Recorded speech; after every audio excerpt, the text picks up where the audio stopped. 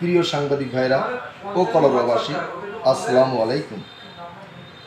চাঁদাবাজ ও দখলবাজ সাংবাদিক ইয়ারাব হোসেনের প্রকাশিত সংবাদের তীব্র নিন্দা ও প্রতিবাদ জানাচ্ছি।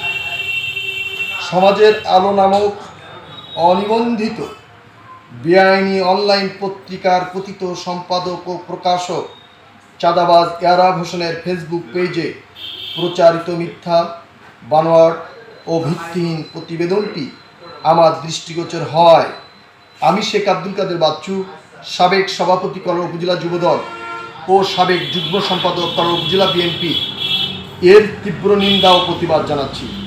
যে প্রতিবেদনে আমার ৩টি বাড়ি ও অঢেল সম্পদের কাল্পনিক আজগুবি গল্প সাজানো হয়েছে।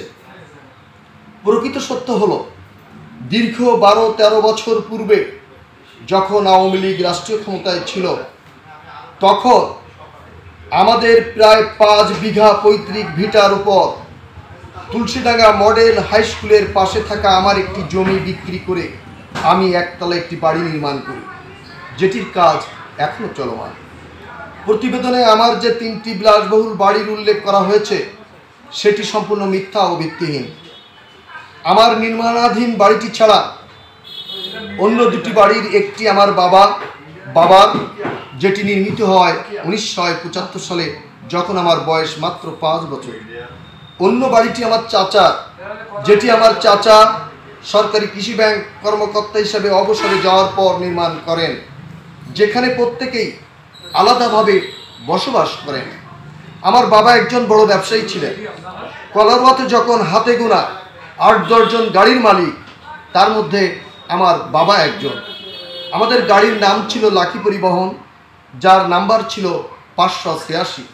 এছাড়াও কাজিরহাটের রাইস মিল ও কাজিরহাট মার্কেটের কিছু অংশের মালিক ছিলেন আমার বাবা, যার বর্তমান বয়স ৮৫ বছর, যাকে আমি শেখ হাসিনার বহর হামলার মিথ্যা মামলায় আত্মগোপনে থাকার সময় এই চাঁদাবাজ ইয়ারাব প্রতিবেদনের নামে মিথ্যা প্রশ্ন করে আমার বাবার মানসিকভাবে নির্যাতন করে, যেটি আমি মিথ্যা মামলায় আত্মগোপনে থাকার কারণে জানতে পারিনি। এছাড়াও আমাকে চাঁদাবাজ ও সন্ত্রাসী হিসেবে প্রচার করা হয়েছে, যা মোটেও সত্য নয়।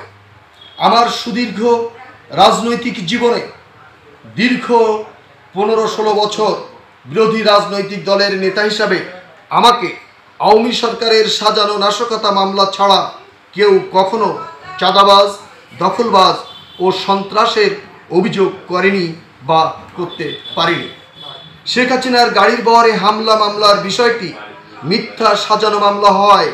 ইতিমধ্যে সেটি থেকেও আসামিরা বিজ্ঞ আদালত থেকে জামিনে মুক্ত হয়েছেন।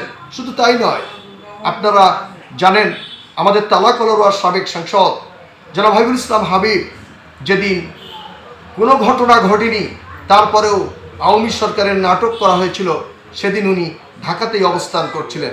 তারপরেও তাকে ১ নম্বর আসামি করে এই মামলায় সম্পৃক্ত করা হয়, যেটি ইতিমধ্যেই মহামান্য হাইকোর্ট বেঞ্চ এই মামলার একটি পার্ট তাকে বেকসুর খালাস দিয়েছে। পর্যায়ক্রমে এই মামলার প্রত্যেকটি পার্ট থেকে সকল আসামি মিথ্যা মামলা হওয়ার কারণে বেকসুর খালাস পাবে, এটা আমরা বিশ্বাস করি। তাই ইয়ারাব হোসেনের এখনও মিথ্যা, বানোয়াট ও ভিত্তিহীন সংবাদ প্রচারে আমি সামাজিক ও আর্থিকভাবে যথেষ্ট ক্ষতিগ্রস্ত হয়েছি। তাই এই ঘটনার তীব্র নিন্দা ও প্রতিবাদ জানাচ্ছি। সাথে সাথে এখনও মিথ্যা, বানোয়াট ও ভিত্তিহীন সংবাদ প্রচারের জন্য কথিত সাংবাদিক চাঁদাবাজ ইয়ারাবের কঠিন শাস্তি দাবি করছি। সকলকেই ধন্যবাদ। আসসালামু আলাইকুম।